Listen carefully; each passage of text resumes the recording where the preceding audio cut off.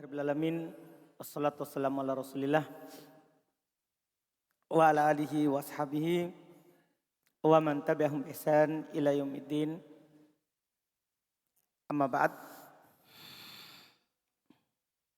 Alhamdulillah, kembali kita lanjutkan latihan baca dan terjemah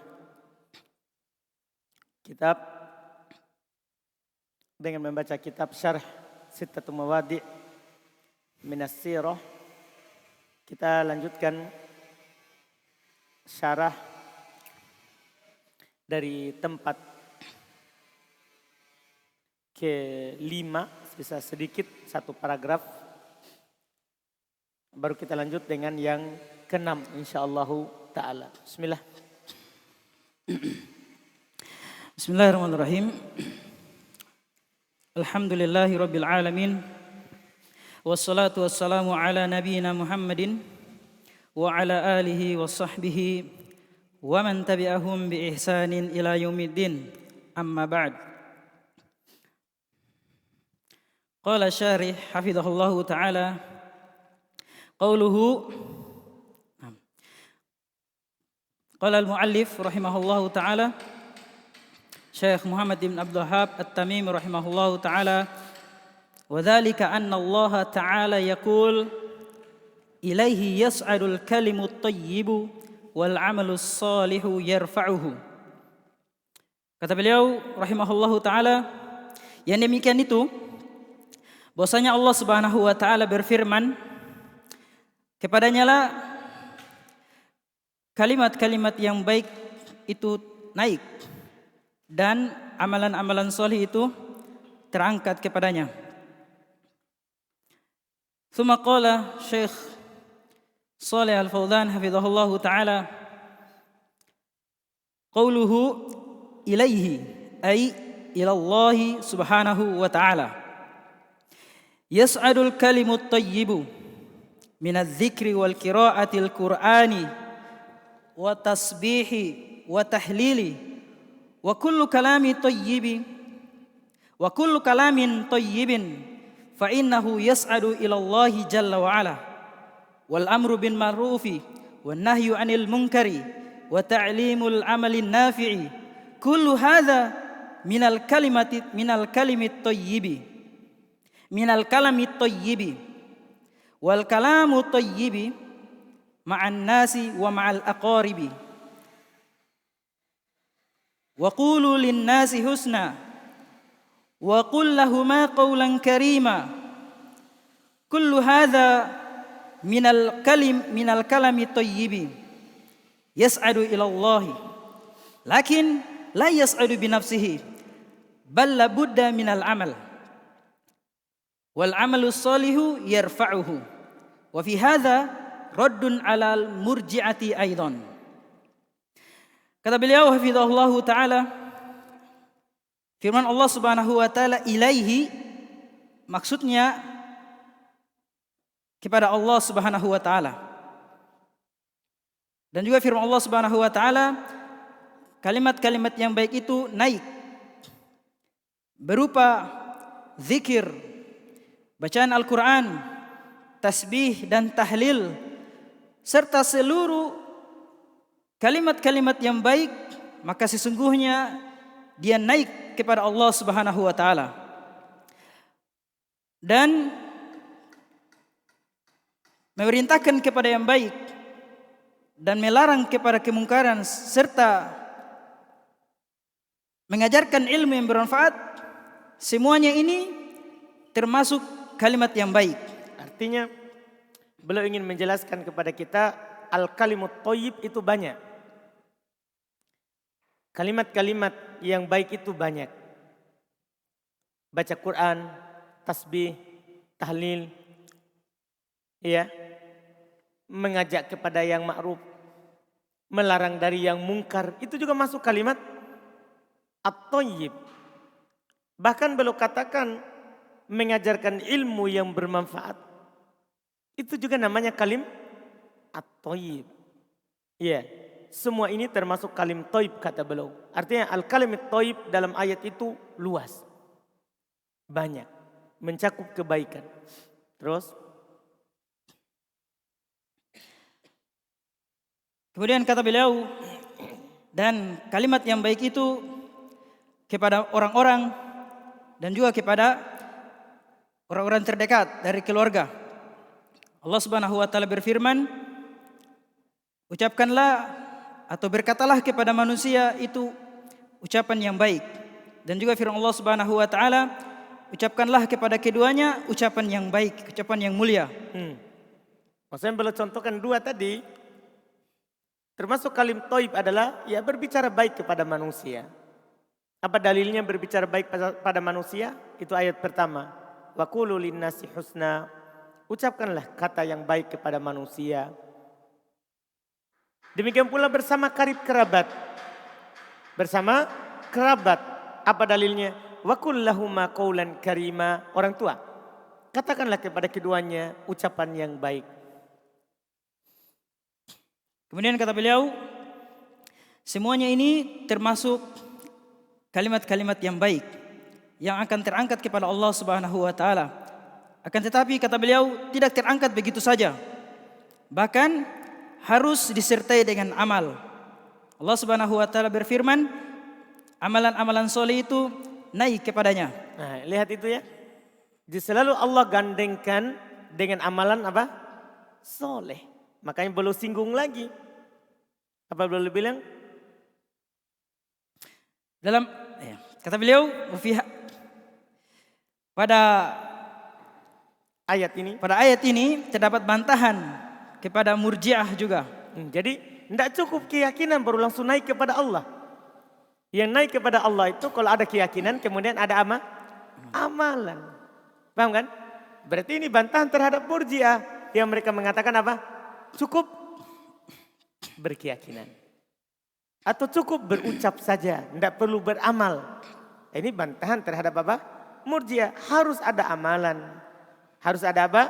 Amalan. Terus qala muallif Syekh Muhammad bin Abdul Wahhab At-Tamimi rahimahullahu taala, al-mawdi'us sadisu, tempat yang keenam yang bisa diambil pelajaran dari sirah adalah qissatu riddati ba'da mautin Nabi sallallahu alaihi wasallam. Faman sami'aha la yabqa fi qalbihi mithqalun dzarratin min syubhati syayatinil ladzina yusammuna al-ulama'a wa hiya qawluhum hadha huwa syirku lakin yaquluna la ilaha illallah wa man qalaha la yakfur bi syai'in. Kata beliau rahimahullahu taala, tempat yang keenam adalah kisah murtadnya, kisah kemurtadan. Kisah kemurtadan setelah meninggalnya Nabi sallallahu alaihi wasallam. Maka siapa yang mendengarnya tidak ada pada hatinya sebesar dzarrah pada hatinya berupa syubhat syaitan yang mereka menamainya al-ulama, yaitu ucapan mereka ini adalah syirik. Akan tetapi mereka mengatakan la ilaha illallah. Dan siapa yang mengucapkannya, yaitu kalimat la ilaha illallah, tidak kafir sedikit pun. Ini mereka yang penting sudah bilang la ilaha illallah, terserah dia mau lakukan apapun, mau berdoa kepada selain Allah, kalau dia sudah la ilaha illallah, tidak boleh kita katakan apakah kafir. Yang penting dia sudah bilang la ilaha illallah, tidak apa-apa dia meminta, dia bernazar, dia bersumpah, ya kan, kepada selain Allah. Bahkan lebih besar lagi, tidak apa-apa dia menyembelih untuk penghuni kubur, penghuni pantai, penghuni laut, penghuni sungai, penghuni pohon. Kenapa? Tidak apa-apa itu. Yang penting dia bilang apa? La ilaha illallah. Yang kafir itu yang syirik. Yang kafir itu maknanya yang lain. Itu menurut mereka. Terus qala syarih Syekh Shalih Al-Fauzan hafizahullah ta'ala, yaqulu ulama'u dhalali ibadatul kuburi wadzabhu laha wan nadhru laha laisa minasyirki madama annahu yaqulu la ilaha illallah fahadhihi al-umuru la tadhurruhu hadza tanaqudu. Kata beliau hafizahullah ta'ala, para ulama kesesatan berkata, beribadah kepada kubur-kubur, menyembelih untuknya, bernazar kepadanya, ini bukan termasuk kesyirikan. Selama dia mengucapkan la ilaha illallah, maka ini adalah perkara-perkara yang tidak membahayakannya. Kata beliau hafizahullah ta'ala, ini adalah cacat, kekurangan. Ini bertentangan. Ini adalah bertentangan. Artinya gimana dikatakan bahwa menyembah kuburan bukan syirik? Definisi syirik apa? Kan begitu. Syirik itu kan artinya menjadikan selain Allah sama dengan Allah. Iya kan? Atau lebih daripada Allah Subhanahu wa ta'ala. Itu sudah apa? Syirik. Mereka tidak jadikan syirik itu. Yang penting la ilaha illallahnya ada. Itu dia bilang. Ya, yang penting la ilaha illallahnya ada. ثم قال الشارح حفظه الله تعالى: وكيف يقول لا إله إلا الله ويدعو غير الله إذن ما معنى لا إله إلا الله؟ لا إله إلا الله ليست مجرد قول يقول باللسان يقال باللسان، بل لابد أن يكون قولا ومعه عمل، لأن لا إله إلا الله كلمة عظيمة لها معنى ولها مقتضى، ومقتضاها أن يخلص المرء العبادة لله عز وجل، وأن يتبرك وأن يترك عبادة غير الله Berarti ya. Kan almar'u fa'ilnya tadi. Ayyukhlisal mar'u. Ini juga fa'ilnya itu. Tidak dibaca majhul.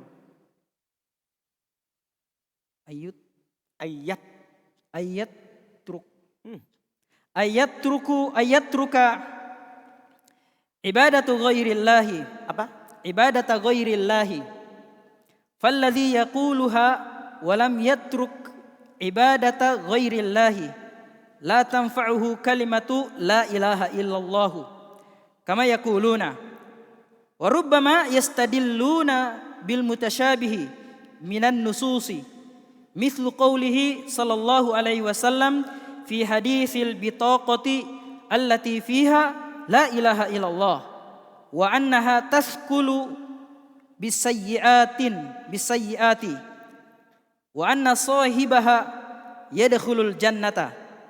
Hadza haditsun anir rasuli sallallahu alaihi wasallam, lakin yuraddu ila al ahaditsil ukhra allati tuqayyiduhu la yu'khadhu tarfun wa yutraku tarfun kama qala fi ahli zaygi. كما قال الله تعالى في أهل الزيغ فأما الذين في قلوبهم زيغ فيتبعون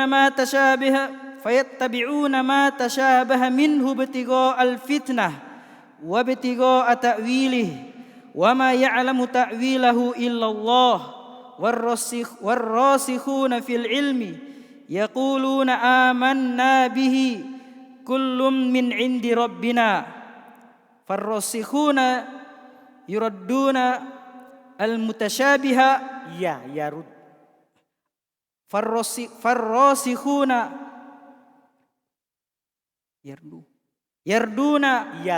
yarudduna al-mutasyabiha ila al-muhkami. Ini harus dilakukan supaya tidak salah paham. Kata beliau hafizahullah ta'ala, bagaimana dia berkata la ilaha illallah tapi dia juga menyeru kepada selain Allah. Berdoa. Ya. Bagaimana dia mengatakan kalimat la ilaha illallah, tapi dia juga berdoa kepada selain Allah. Kalau begitu, apa makna la ilaha illallah? Apa artinya? Kan la ilaha illallah itu kan tidak ada yang berhak disembah kecuali Allah. Doa adalah sembahan. Ya kan? Doa kan orang yang menyembah. beribadah kepada Allah lewat doanya. Apa makna la ilaha illallah kalau begitu? Terus? Kata beliau, la ilaha illallah bukan sekedar ucapan yang diucapkan dengan lisan, bahkan mengharuskan untuk diucapkan dan bersamanya amalan. Karena kalimat la ilaha illallah adalah kalimat yang agung, yang memiliki makna dan syarat-syarat. Dan syarat-syaratnya, dia atau seseorang mengikhlaskan ibadah hanya untuk Allah Azza wa Jalla, serta meninggalkan ibadah kepada selain Allah. Maka orang yang mengucapkan kalimat la ilaha illallah dan tidak meninggalkan ibadah kepada selain Allah, maka kalimat la ilaha illallah tidak bermanfaat padanya. Iya kan? Kan dalam makna la ilaha illallah ada penetapan, ada penafian. Kan la ilaha itu kan penafian. Tidak ada sesembahan yang berhak disembah. Iya kan? Kemudian illallah ada penetapan. Berarti kita harus tetapkan ibadah itu hanya untuk Allah dan meninggalkan ibadah kepada selain Allah. Itu baru bermakna la ilaha illallah, berfungsi, bermanfaat. Sebagaimana yang mereka katakan. Kata beliau hafizahullah ta'ala, kadang mereka berdalilkan dengan ayat-ayat yang samar atau dalil-dalil yang samar dari, kadang mereka berdalilkan dengan yang samar dari dalil-dalil seperti ucapan beliau sallallahu alaihi wasallam dalam hadis kartu kecil yang di dalamnya terdapat kalimat la ilaha illallah, dan bahwasanya kalimat la ilaha illallah tersebut lebih berat daripada kejelekan-kejelekan, dan bahwasanya pemilik kartu tersebut akan dimasukkan ke dalam surga. Ini adalah hadis dari Rasul sallallahu alaihi wasallam. Akan tetapi mesti dikembalikan ke hadis-hadis yang lain yang memiliki qaid, pengikat, syarat. Maka tidak boleh mengambil satu bagian dan meninggalkan bagian yang lain. Antum paham kan? Maksudnya di hadis bitoko dia selamat karena mengucapkan la ilaha illallah saja. Tapi di hadis lain kan ada qaid. Kholison min qalbi, dia ikhlas dari dalam hatinya. Itu namanya qaid. Ya kan? Artinya hadis itu tadi yang bitoko hubungkan dengan hadis yang lain yang ada qaidnya. Yakni ketentuannya. Ternyata yang mengucapkan la ilaha illallah itu yang ikhlas. Hadis bitoko orangnya memang dimaafkan dosa-dosanya, berguna la ilaha illallah. Kita arahkan ke hadis lain. Oh berarti dia ikhlas mengucapkan la ilaha illallah, cuman dia jatuh dalam dosa selain syirik. Jatuh dalam dosa selain syirik, harus selain syirik. Karena kalau syirik sudah ada ayat yang lain, sudah ada hadis yang lain. Siapa yang melakukan syirik pasti kekal dalam neraka. Jadi harus hubungkan dalil-dalil yang ada. Tidak boleh sebagian diambil, sebagian ditinggalkan. Terus? Sebagaimana firman Allah Subhanahu wa taala tentang orang-orang yang menyimpang. Yang mananya, maka adapun orang-orang yang di dalam hatinya ada penyimpangan, mereka mengikuti apa yang samar darinya dan mencari-cari fitnah dan mencari-cari takwil, dan mereka atau tidak ada yang mengetahui takwilnya kecuali Allah. Dan orang-orang yang kokoh, yang mumpuni dalam ilmu, mereka berkata, kami beriman dengannya seluruhnya dari sisi Rabb kami. Maka orang-orang yang mumpuni dalam ilmu, mereka mengambil atau mengembalikan perkara-perkara yang samar kepada perkara-perkara yang jelas. Tsumma qala syarih hafizahullahu ta'ala wal ahaditsul lati zahiruha anna la ilaha illallah takfi man qalaha turaddu ilal ahaditsi allati fiha anna la ilaha illallah la budda laha min quyudin mislu qawlihi sallallahu alaihi wasallam man qala la ilaha illallah wa kafara bima yu'badu min dunillah walladhi yad'u ashabil quburi walladhi yad'u ashabal quburi lam yakfur bima yu'badu min dunillahi hatta law lam yasbah lil quburi wa lam yanzar laha. Kata beliau hafizahullah taala, hadis-hadis yang menampakkannya bahwasanya la ilaha illallah itu cukup bagi orang yang mengucapkannya, itu dikembalikan ke hadis-hadis yang di dalamnya bahwasanya la ilaha illallah harus disertai dengan ketentuan. Seperti sabda Nabi sallallahu alaihi wasallam, barang siapa yang mengucapkan la ilaha illallah dan mengkufuri apa yang diibadahi selain Allah. Itu kan syarat namanya. Dia katakan la ilaha illallah dan dia kafir terhadap semua yang disembah selain Allah. Itu baru berguna. Terus, dan orang yang berdoa kepada penghuni kubur, artinya dia tidak mengkufuri apa yang diibadahi selain Allah. Ya. Sampai walaupun dia tidak menyembelih untuk kubur dan tidak bernazar untuknya.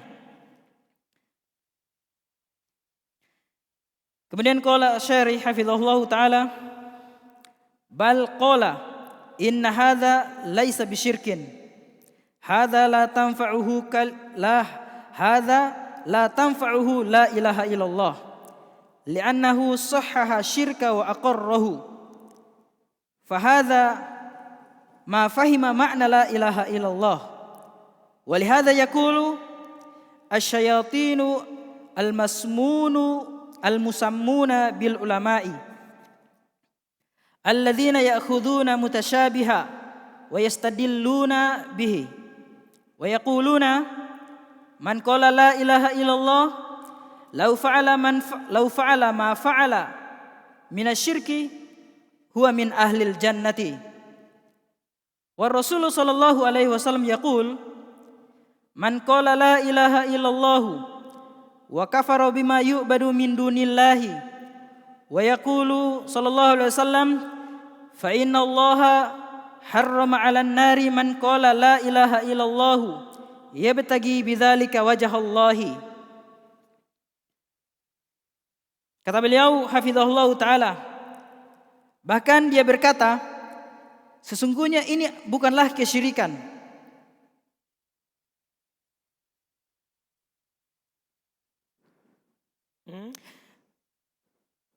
Kata beliau hafizahullah taala, kalimat la ilaha illallah tidak memberikan manfaat kepadanya karena dia membenarkan kesyirikan dan mengakuinya. Nah, ini masalah. Dan walaupun ucapkan la ilaha illallah tapi membenarkan syirik, dibenarkan ada yang menyembelih untuk kuburan. Iya kan? Percuma la ilaha illallahnya. Batal karena membenarkan kekafiran, kafir. Sudah lewat kan bersama kita di pembahasan Nawaqidul Islam. Membenarkan kekafiran hukumnya apa? Kekafiran. Maka ini ya dia tidak memahami makna la ilaha illallah.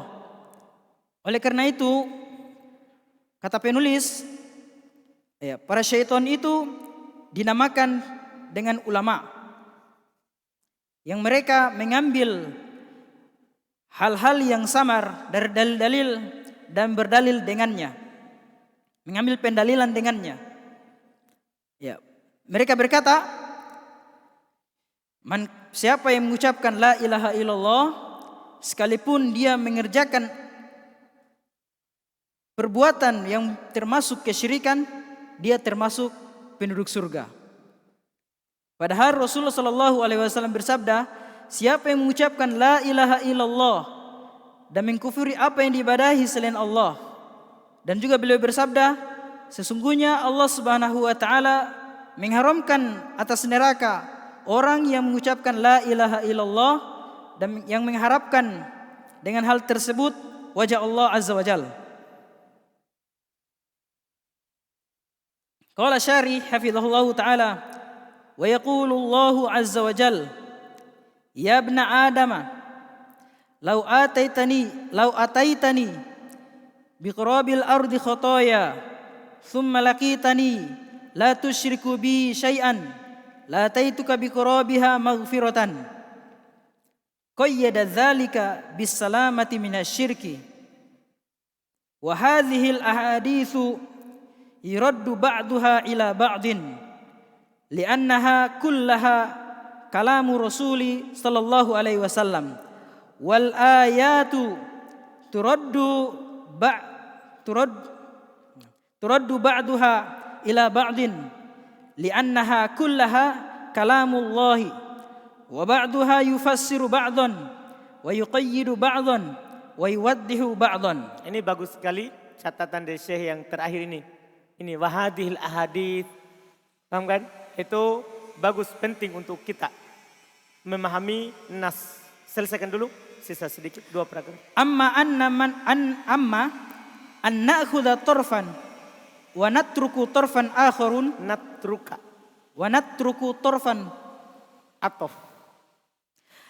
Amma an na'khudha tarfan wa natruka tarfan akharun fahadhihi tariqatu ahli zayghi wa in qala ana astadillu bi kalami rasuli fanaqulu lahu kadzabta anta lam tastadilu bi kalami rasuli anta tastadilu bil mutasyabihi minhu wa lam tarudduhu ilal muhkami.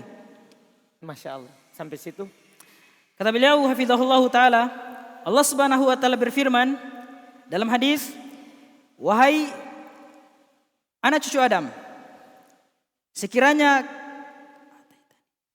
engkau datang kepadaku dengan sepenuh bumi dosa-dosa, kemudian kamu datang kepadaku dalam keadaan tidak menyekutukanku sedikit pun. Perhatikan ini. Dah, dia bilang, wahai anak Adam, kalau kamu datang kepadaku dengan sepenuh bumi berupa dosa, kemudian kamu berjumpa denganku dalam keadaan kamu tidak berbuat syirik sedikit pun. Berarti itu yang hadis bitoko, itu yang dimaksud. Dia datang dengan 99 catatan dosanya. Paham kan? Dia mengucapkan la ilaha illallah tapi tidak pernah berbuat apa? Syirik. Jadi harus ini dikompromikan, digabungkan. Maksudnya datang dengan sepenuh dosa tapi tidak pernah apa? Syirik. Ini kan Allah yang bilang dalam hadis qudsi. Ini kan hadis qudsi. Kalau bilang Allah berfirman berarti hadis qudsi. Wa qala, saya akan datang kepadamu dengan sepenuh bumi ampunan. Allah subhanahu wa ta'ala mengikat hal tersebut dengan selamat dari kesyirikan. Jadi akan didatangkan kepadanya sepenuh bumi pula pengampunan kalau dia tidak berbuat apa? Syirik. Karena kalau syirik tidak diampuni. Karena kalau syirik tidak diampuni bagi yang meninggal di atasnya. Bagi yang meninggal di atasnya. Terus kata beliau hafizahullah ta'ala, hadis-hadis ini dikembalikan sebagiannya kepada sebagian yang lain. Jangan suka berdalil dengan sebagian. Itu ada hawa nafsu di situ. Hadis itu dikompromikan, disatukan sebagian yang lain dengan sebagiannya. Terus karena hadis-hadis seluruhnya adalah ucapan Rasul sallallahu alaihi wasallam, dan ayat-ayat tersebut itu dikembalikan sebagiannya kepada sebagian yang lain. Karena ayat-ayat itu seluruhnya adalah firman Allah Azza wa Jalla. Sebagiannya menafsirkan sebagian yang lain, dan sebagiannya memberikan ketentuan kepada sebagian yang lain, serta sebagiannya memberikan penjelasan kepada sebagian yang lain. Adapun kita mengambil satu bagian, kemudian kita tinggalkan bagian yang lain, maka ini adalah jalannya orang-orang yang menyimpang. Walaupun dia berkata saya berdalil dengan sabda Rasul sallallahu alaihi wasallam. Tidak cukup kita bilang, saya kan juga ada Quran. Saya juga ada hadis, tidak cukup itu. Tidak cukup hal tersebut. Maka kita katakan kepadanya, kata beliau, kamu telah berdusta. Kamu tidak berdalil dengan sabda Rasul, tapi kamu berdalil dengan perkara-perkara yang samar darinya, dan kamu tidak kembalikan ke perkara yang jelas. Alhamdulillah. Habis itu baru besok lagi insyaallah kita lanjutkan. Siapa besok? Ustaz.